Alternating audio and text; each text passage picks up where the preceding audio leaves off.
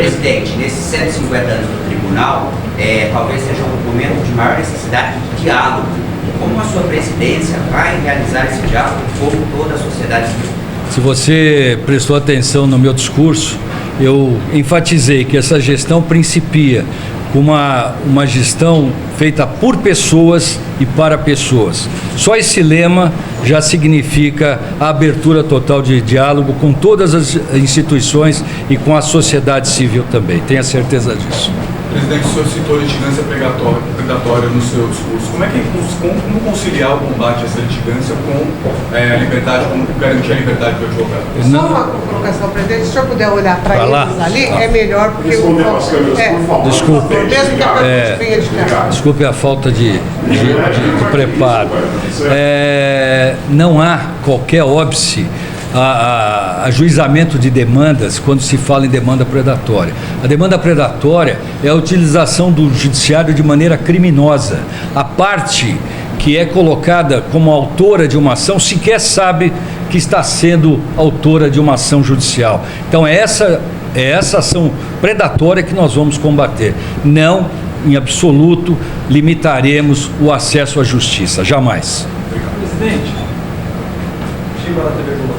Presidente, uma pergunta importante. São 19 milhões de processos do Estado e, ao longo de anos, o que se vira uma dificuldade para os juízes darem conta dessa quantidade enorme de processos a serem julgados. A Jota vai precisar agilizar, acelerar os julgamentos desses processos. Existe hoje uma listagem de processos pendentes que precisam de uma agilidade, que estão muito atrasados do ponto de vista de necessidade de julgamento. Isso vai ser visto nesse bem que o senhor vai comandar o TJ. Uma segunda questão bem rápida em relação à questão da diversidade dentro do Tribunal de Justiça. É necessário avançar isso também? Diversidade de gênero, racial, essas outras questões? Muito bem. Em primeiro lugar, não são 19, são quase 20 milhões de processos. Mas é bom que toda a sociedade saiba que desses 20 milhões de processos, 12,7 milhões de processos são de execução fiscal. Dessas 12,7 milhões de execuções fiscais, 80% são execuções inferiores a R$10 mil, sem qualquer possibilidade, sem qualquer factibilidade de sucesso pelos poderes executivos municipais. Então, se nós falamos em 80% de 12,7 milhões de processos, eu estou falando em quase 10 milhões de processos. Se nós acabarmos com essas execuções fiscais que não têm a mínima possibilidade de obter êxito, o movimento judiciário de São Paulo cai de 20 milhões para 10 milhões de processos, a metade do que nós temos hoje. Imagine, os senhores e senhoras, o que isso representaria de economia orçamentária e de economia em termos de recursos humanos. A segunda parte da sua indagação diz respeito à igualdade, à diversidade. O Tribunal de Justiça de São Paulo talvez tenha sido pioneiro na observação dessa questão da diversidade. Tanto que os senhores viram que o ministro Barroso anunciou, o Tribunal de Justiça de São Paulo foi o primeiro a abrir o concurso na segunda-feira próxima passada, que vai privilegiar as candidatas mulheres ao cargo de desembargador, seguindo uma resolução estabelecida pelo Conselho Nacional de Justiça. No mais, há diversidade em tudo aquilo que nós fazemos aqui no Tribunal de Justiça. A diversidade é respeitada em absoluto. Presidente, ainda sobre o impacto do Tribunal a nível nacional, 27% das movimentações judiciais são daqui. Como o senhor avalia o tamanho da magistratura estadual? Ela é suficiente para tanta demanda? A magistratura estadual, vocês também já perceberam, é a maior do Brasil, a maior da América Latina, quiçá a maior do mundo. O Tribunal de Justiça, ao que eu tenho notícia, é o segundo em termos de magistrados de segundo grau, perdendo, evidentemente, para um tribunal da China, né? Mas a quantidade de magistrados que nós temos hoje é suficiente para a nossa demanda, principalmente se aquilo que não importa muito, que são as execuções fiscais, que não terão possibilidade mínima de sucesso, forem extintas. Nós teremos, com isso, possibilidade de nos dedicarmos àquilo que realmente interessa, e com muita força, Não que nós não nos dediquemos agora, mas toda a nossa força será voltada para a violência doméstica, infância, enfim, esses pontos importantes que a sociedade exige e tem direito de ter a nossa atenção. Muito obrigado. Gostaria de saber se o TJ já vislumbra alguma resolução para a implantação do juiz das garantias.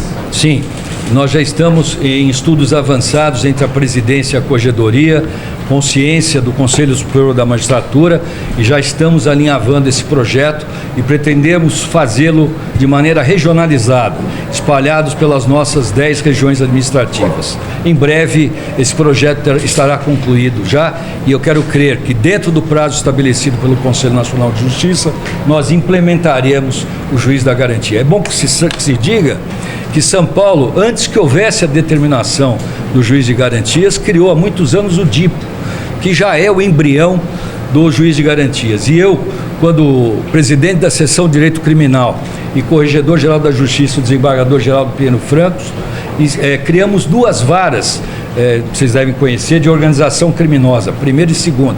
Por que criaram 2? Já prevendo a possibilidade da implantação do juiz de garantias. Então, nós já temos a experiência e já temos o formato praticamente pronto para a criação do juiz de garantia no Estado de São Paulo. Esse ano, será que... Pretendo que sim, tudo leva a crer que sim. Algo mais, colegas? Uma segunda, então. Houve especialização em várias empresariais, né? Agora, o TJ vislumbra alguma coisa na área ambiental também? Que é área ambiental, que é uma área que causa muito... A área ambiental, eu vislumbrei, enquanto corregedor-geral da Justiça, no biênio passado, a possibilidade de especialização em primeiro grau, porque em segundo grau, você bem sabe que nós já temos essa especialização, 2 câmaras reservadas a questões ambientais. Mas em primeiro grau, nós vamos estudar pelas regiões administrativas, tal como fizemos com as varas empresariais. Todos sabem que hoje as varas empresariais têm abrangência regional, a competência é regional. E se for viável, porque nós não instalamos varas sem viabilidade. Viabilidade que eu digo, que haja demanda suficiente. Eu não posso criar uma vara com um juiz que vai ter um promotor, defensor, funcionários, se não houver movimento suficiente para que essa vara exista. Então esse é o primeiro estudo que nós vamos fazer, o estudo de viabilidade técnica e necessidade da instalação de uma justiça especializada na área ambiental. Existe uma solução para dar um fim a esses 12 milhões, se não estiver errado, como o senhor falou, de execuções fiscais que tanto inflam a demanda dos juízes e dos desembargadores? Sim, já existe uma perspectiva, já há uma luz no fim do túnel. Eu estive ontem em Brasília, na abertura do ano judiciário, e conversava com o presidente do Supremo Tribunal Federal e do Conselho Nacional de Justiça. O presidente, o ministro Barroso, está também preocupado com São Paulo, porque é o maior movimento do Brasil, indubitavelmente, mas a nível de Brasil. A justiça brasileira fica atravancada com essas execuções fiscais, repito, aquelas sem a mínima possibilidade de resultado efetivo. O Conselho Nacional de Justiça já está estudando a possibilidade de encaminhar a extinção, a eliminação, por meio de resolução do próprio Conselho, dessas execuções fiscais não factíveis. Presidente, para esclarecer, este valor de R$10 mil, a possibilidade pela impossibilidade de pagamento ou pelo valor da causa superar? R$10 mil, para você ter uma ideia, é o custo para nós, para poder tocar uma execução fiscal. Agora vejam a dimensão disso, eu acho que todos compreenderam. São Paulo tem 20 milhões de processos. Se nós eliminarmos esses 10 milhões de execuções fiscais sem viabilidade alguma, imaginem o benefício para a sociedade em termos de nós podermos focar a nossa força de trabalho naquilo que efetivamente interessa a todos. Muito obrigado a todos, foi um prazer recebê-los. As portas do tribunal estão abertas, ali na mesa tem o discurso do presidente que vocês podem pegar, por gentileza. Muito obrigado, boa tarde a todos.